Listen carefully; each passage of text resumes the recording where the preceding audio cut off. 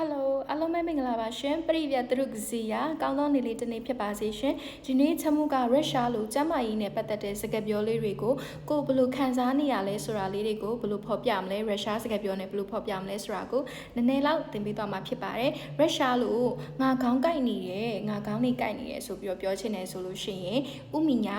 ဗာလင်ဂါလာဘာဥမီညာဗာလင်ဂါလာဘာဒါဆိုလို့ရှိရင်ရုရှားလိုငါခေါင်းကိုက်နေတယ်ဆိုပြီးတော့ပြောပြလိုက်တာဖြစ်ပါတယ်ခေါင်းကိုက်နေရမဟုတ်ဘဲနဲ့ခေါင်းမူးနေတယ်ဆိုပြီးတော့ပြောချင်တယ်ဆိုလို့ရှိရင်ဥမီညာခရူဂျီဇာဆိုတာမူးဝေနေတယ်လဲထွက်နေတယ်ဆိုတဲ့အဓိပ္ပာယ်ပေါ့နော်ဥမီညာခရူဂျီဇာဂါလာဘာဆိုတာရုရှားလိုဥခေါင်းကိုပြောတာဖြစ်ပါတယ်ဥမီညာခရူဂျီဇာဂါလာဘာဥမီညာဗာလင်ဂါလာဘာဆိုလို့ရှိရင်ခေါင်းကိုက်တာခရူဂျီဇာဂါလာဘာဆိုလို့ရှိရင်ခေါင်းမူးတာဆိုပြီးတော့ဒါရုရှားလိုပြောလိုက်တာဖြစ်ပါတယ်ဒါဆိုလို့ရှိရင်ဒီနေ့နှစ်မျိုးသင်ပေးသွားတာပေါ့နော်ခေါင်းကိုက်နေရနဲ့ခေါင်းမူးနေရနဲ့ဆိုရဲရုရှားစကားပြောသုံးလုံးလေးတွေကိုချမ်းမှုကဒီနေ့သင်ပေးသွားဖြစ်ပါတယ်ရှင်ပကချမ်းမှုနဲ့တူတူ